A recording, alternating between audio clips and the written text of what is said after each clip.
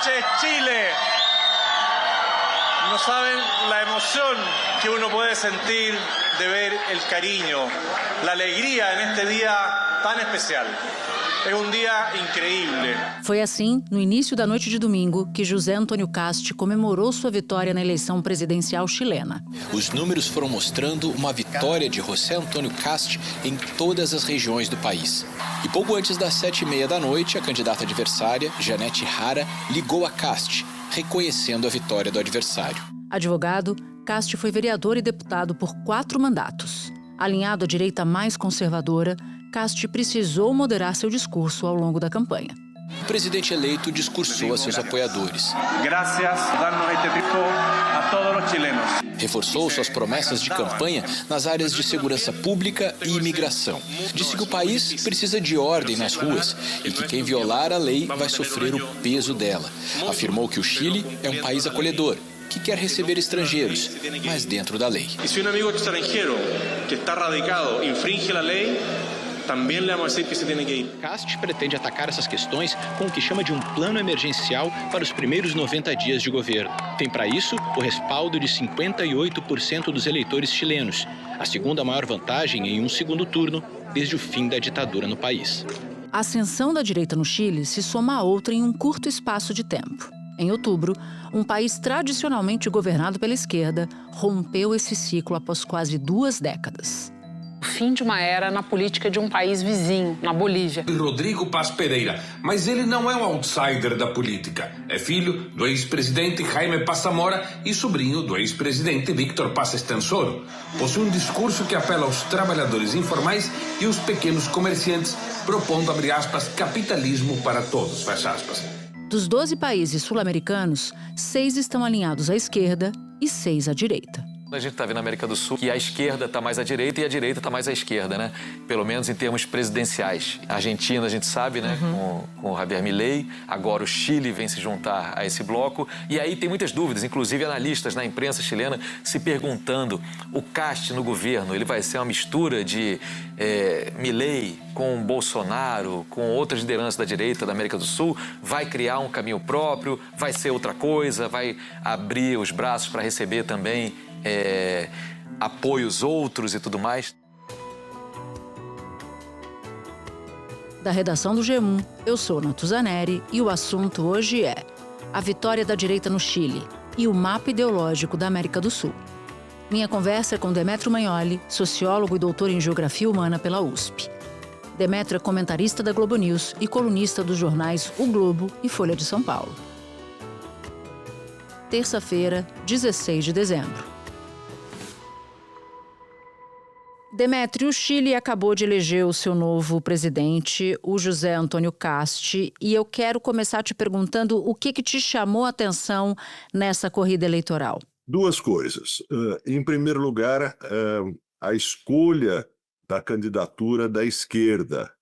Janete Jara era, vamos dizer assim, uma das piores candidatas possíveis do ponto de vista eleitoral, pelo simples fato de que ela pertence ao Partido Comunista, o que significa que grande parte do eleitorado de centro teria muita dificuldade em votar em Janete Jara.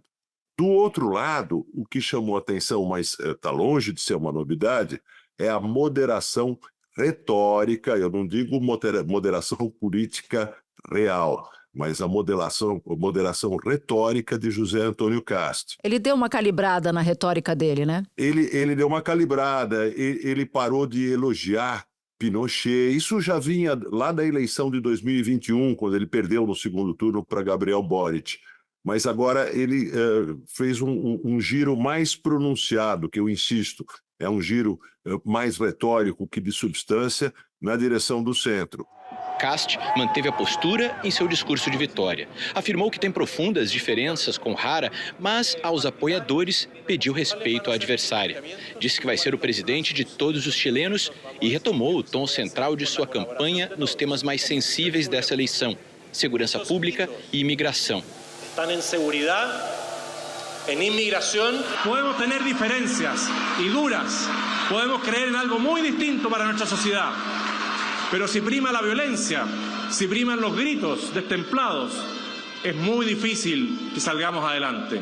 O presidente atual, Gabriel Boric, recebeu o presidente eleito, José Antônio Cast, e tiveram uma reunião de trabalho mesmo, com ministros de governo e a equipe de transição de Cast. O que ajudou a produzir um resultado que era esperado, né? A vitória dele no segundo turno foi por uma margem muito grande. Você citou uma das vezes em que o Cast disputou, e essa é a terceira vez, né, que ele disputa. Na primeira, ele teve somente 8% dos votos. Exato. Que mudanças, tanto dele quanto do eleitorado, a gente consegue avaliar para explicar essa vitória de agora nessa terceira tentativa? Veja, as mudanças dele existem, mas são de forma muito mais que de conteúdo, são de retórica muito mais do que de conteúdo. As mudanças principais são mudanças no cenário político. Na primeira candidatura de Cast, lá atrás, quando ele teve 8% dos votos, o Chile votava essencialmente no centro político, na centro-esquerda ou na centro-direita. Era um sistema político bastante estabilizado.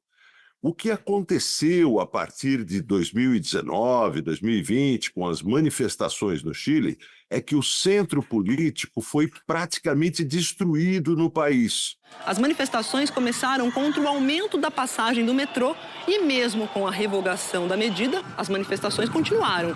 A população exige reformas sociais profundas diante da desigualdade crescente no país. E essa destruição do centro político abriu espaço para os extremos políticos, para a esquerda e para a extrema-direita de Cast. O eleitorado rejeitou Cast em 2021, no segundo turno, não porque queria Boric. Boric da esquerda teve 25% dos votos apenas no primeiro turno, mas porque o centro do eleitorado preferiu rejeitar José Antônio Cast. Dessa vez foi o contrário, né?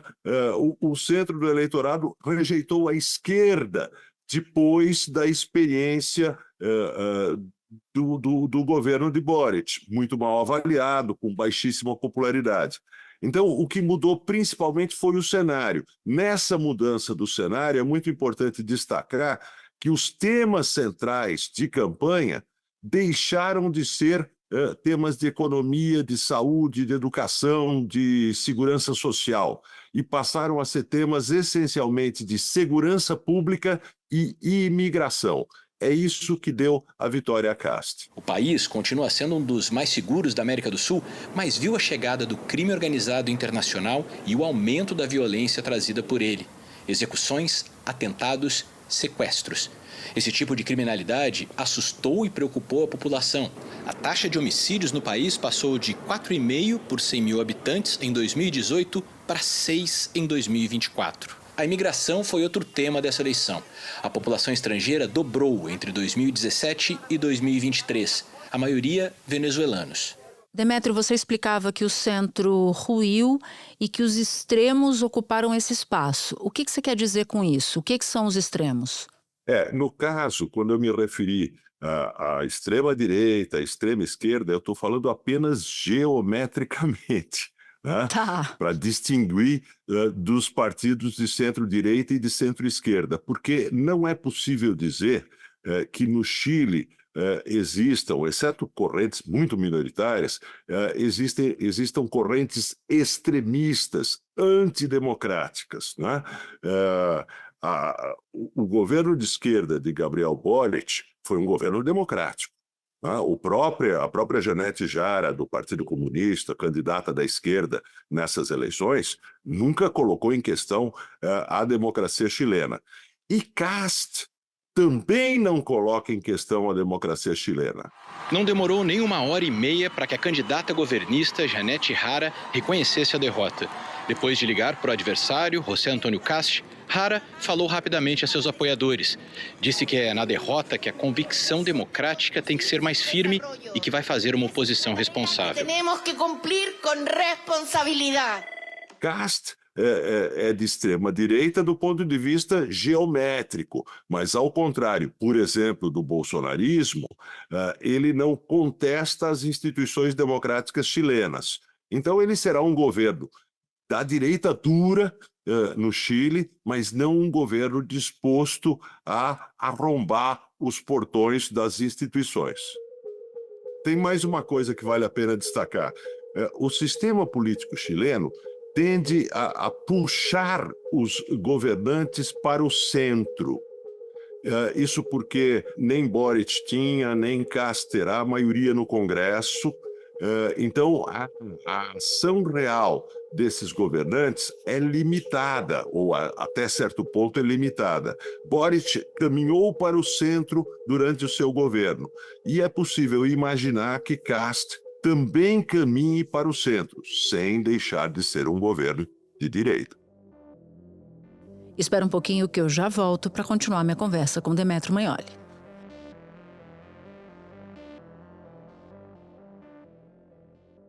Você diria que a eleição que marca a vitória de Kast é uma eleição com viés de rejeição?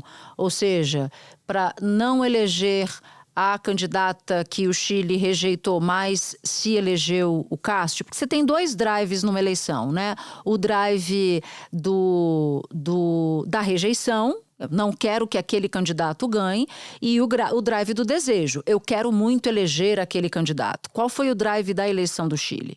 A rejeição, como tinha sido em 2021, né? Como foi agora, como têm sido as eleições no Brasil, como foram as eleições na Argentina, né? Essa é uma marca das eleições na América Latina no último ciclo. São eleições da rejeição, principalmente. E aí não se trata da rejeição apenas da figura de Janete Jara, é a rejeição à política que foi conduzida durante o governo Boric, principalmente porque esse governo começou com a proposta de uma Constituição que era uma Constituição radicalmente identitária, era um programa da esquerda identitária transformado em Constituição. E aquela Constituição foi rejeitada em plebiscito por mais de 60% do eleitorado em 2022. Isso marcou o declínio do governo Boric logo no seu primeiro ano. Ele nunca se recuperou daquele golpe. Portanto, ele não foi um bom cabo eleitoral, né? É bom a gente explicar que no Chile não tem reeleição. Então, ele não poderia ter se candidatado. Agora, eu queria olhar para um outro lugar na região, que é a Bolívia. Bom, a Bolívia também elegeu neste ano um presidente de direita, depois de quase 20 anos de hegemonia da esquerda no poder. A Bolívia começa um novo ciclo político com a vitória do candidato de centro-direita, Rodrigo Paz. Ele venceu no segundo turno das eleições presidenciais. É a primeira vez em 20 anos que o país não vai ter um governo de esquerda. Dá com dois casos para definir um padrão nas eleições latino-americanas? Você olha como, de que forma para a região em termos eleitorais?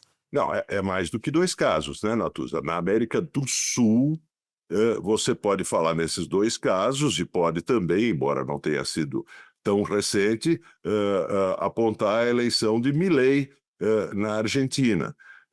Mas são outros casos. Se a gente ampliar para a América Central, né, que faz parte da América Latina, nós vamos ver eleições em El Salvador, já não tão recentes, levando ao poder a extrema-direita, eleições levando ao poder a direita na Costa Rica, no Panamá, e agora, estão se contando os votos ainda, mas os dois candidatos são da direita, os dois candidatos que podem vencer, em Honduras.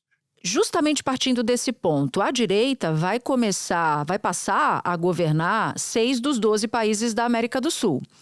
Eu queria tentar entender um pouco esse movimento mais profundamente, que você já nos relata, sobre essa divisão. O que é um elemento unificador para além da pauta da segurança pública? Porque a gente está vendo o crime organizado crescendo, aumentando de tamanho, e a reação ao crime organizado é um discurso mais conservador do ponto de vista da segurança pública, que tende a beneficiar os candidatos da direita. Há outros elementos em comum desses países que estão elegendo mais candidatos da direita? Veja, há de fato uma onda da direita, não só na América do Sul, como também na América Central, né? El Salvador, Costa Rica, Panamá, agora Honduras, estão elegendo candidatos da direita ou da extrema-direita. E aí, com a solitária exceção da Argentina, onde o tema da economia e da corrupção foi fundamental na vitória de Milei, na derrota dos peronistas, em todos os outros lugares, o tema unificador é a segurança pública. Ou seja, o cenário latino-americano está muito marcado pela ação da criminalidade e do crime organizado, do narcotráfico, em muitos desses países. Então, as candidaturas de direita surfam essa onda. E uma outra onda, que não é tão geral, mas é importante, foi importante no Chile, que é a onda da imigração.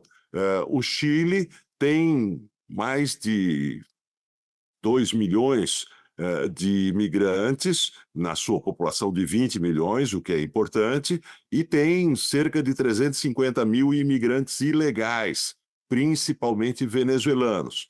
Então, o peso da imigração no Chile também contribuiu, mas o fenômeno principal é o discurso da segurança pública.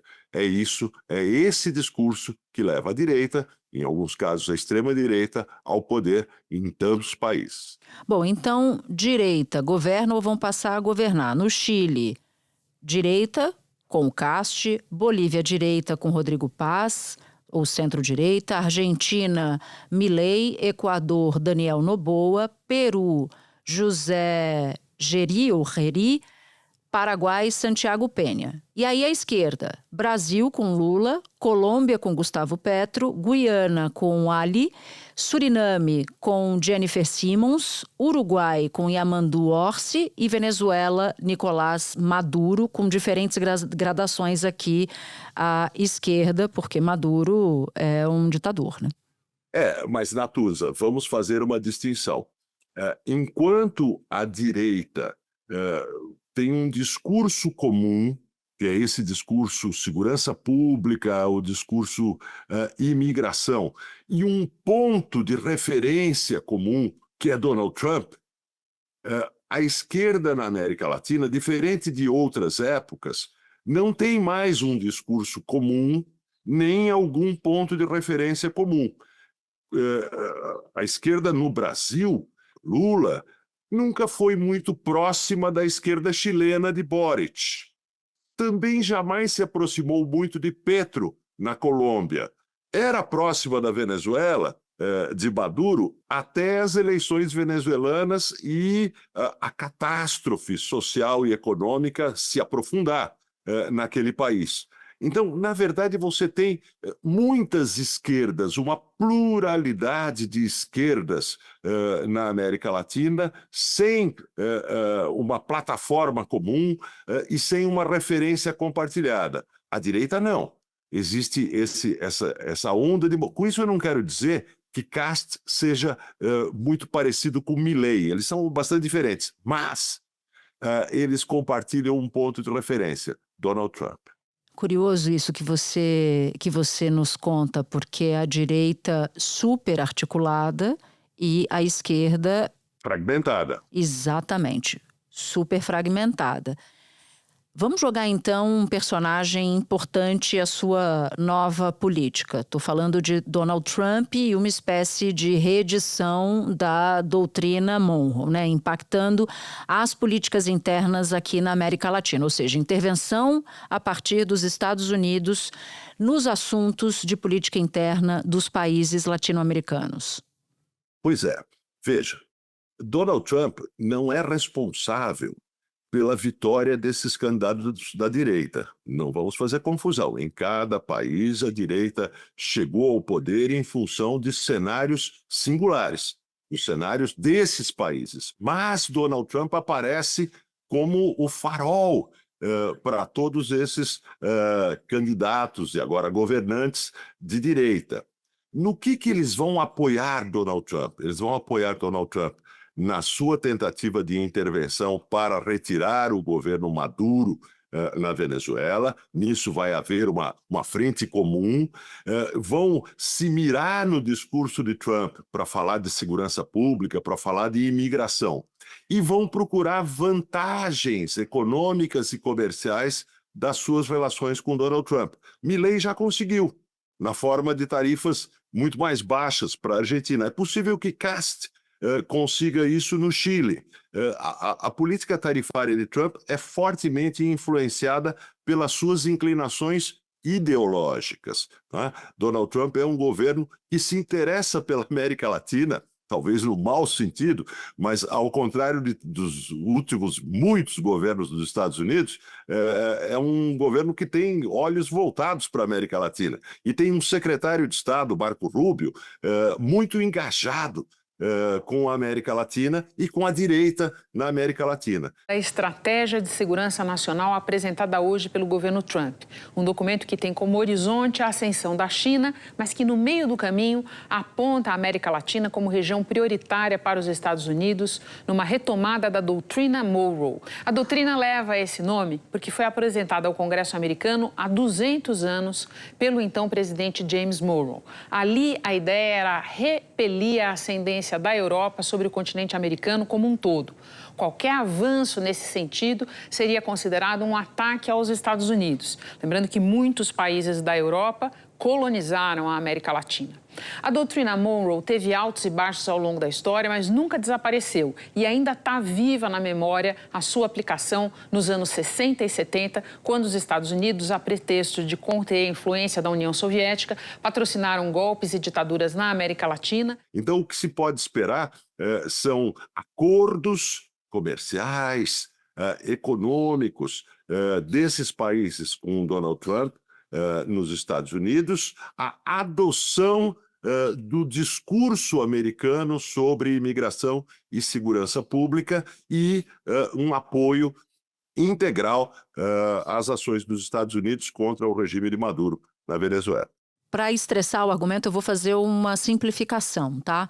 Se a gente está tratando, neste episódio, de uma articulação maior da direita, com base num discurso muito parecido em termos de segurança pública, se a gente está vendo a direita aumentando de tamanho em termos de pessoas governadas na América Latina, quando a gente olha para a eleição brasileira, significa que um candidato de direita tem muito mais chance de vencer a eleição em razão do discurso de segurança pública, porque a gente sabe que esse é um discurso muito comum na direita. Não que a direita consiga dar conta dos problemas de segurança pública de maneira exemplar, senão o Rio seria uma Suíça, né? Mas, de qualquer maneira, isso aponta para uma tendência. O que a gente está vendo na região tem mais chance de acontecer aqui no Brasil? Apontaria, teria, e eu estou usando o condicional devido às singularidades do Brasil. Em condições normais de temperatura e pressão, tudo isso seria verdade. A onda que leva a direita ao poder na América Latina, não teria por que não se manifestar no Brasil. Nós não temos um problema sério de imigração ilegal, nós não temos esse problema, pelo menos num nível sério, mas nós temos um problema seríssimo de segurança pública, de ação do narcotráfico, de ação do crime organizado. E esse vai ser um discurso da direita nas eleições do ano que vem. Qual é a diferença? E por que é difícil imaginar que o Brasil siga o mesmo caminho? A diferença é que a extrema-direita se desmoralizou no Brasil com a sua tentativa de golpe de Estado, com o processo contra Bolsonaro e os seus asseclas, com a condenação dos golpistas, de um lado. E do outro lado, existe uma esquerda no Brasil que tem raízes populares profundas. Eu falo menos do PT e mais do lulismo. Né? As raízes populares profundas do lulismo fazem com que a esquerda não seja sempre uma candidata a vitória no segundo turno das eleições. No Brasil, a esquerda é favorita no Brasil. Ou seja, o que pode acontecer é que, ao contrário de tantos países da América Latina, a esquerda volte a vencer em 2026. Mas isso não é certo. Isso não é certo, porque o discurso da segurança pública terá um peso, como já tem um peso muito grande também no Brasil. Demetrio Magnoli, muito obrigada por ter topado conversar com a gente aqui no Assunto. Volte outras vezes. Conversar com você é sempre um prazer imenso, Natura. Se você ouviu o episódio até aqui, eu vou te fazer um convite. Baixar o aplicativo do G1 no seu celular. Por lá, você pode ouvir o assunto, claro, e pode também acompanhar todas as notícias do dia em tempo real e de graça. Este foi o Assunto, podcast diário disponível no G1, no YouTube ou na sua plataforma de áudio preferida. Comigo na equipe do Assunto estão Mônica Mariotti, Amanda Polato, Sara Rezende, Luiz Felipe Silva, Thiago Kazuroski e Carlos Catelan. Eu sou Natuzaneri, fico por aqui. Até o próximo assunto.